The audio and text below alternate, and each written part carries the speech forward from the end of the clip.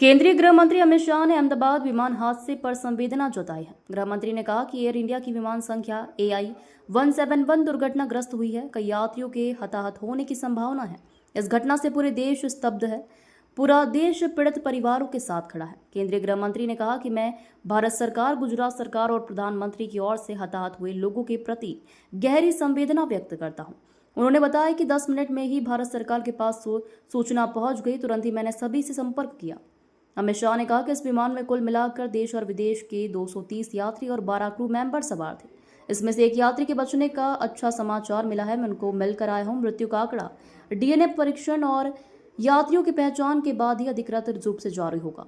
उन्होंने कहा कि घटना के तुरंत बाद गुजरात सरकार ने आपदा प्रबंधन की सारी इकाइयों को अलर्ट करते हुए मिलकर राहत बचाव का कार्य चालू किया है।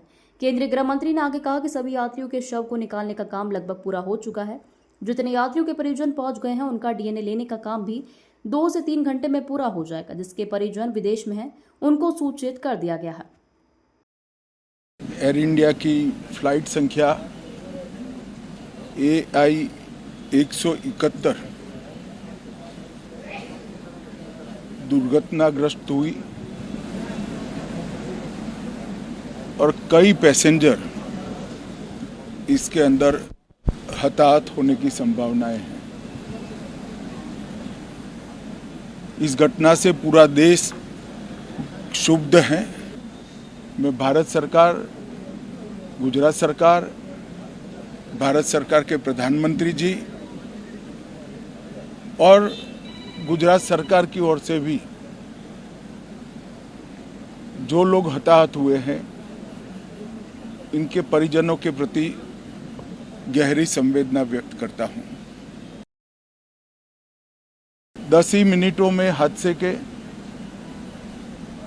भारत सरकार के पास सूचना पहुंची।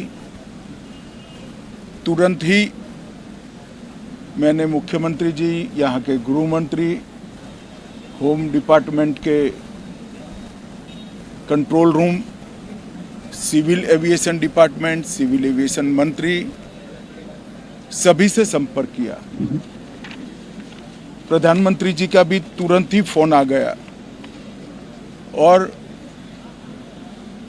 भारत सरकार और गुजरात सरकार के सभी डिपार्टमेंट एक साथ होकर राहत और बचाव कार्य में लगे।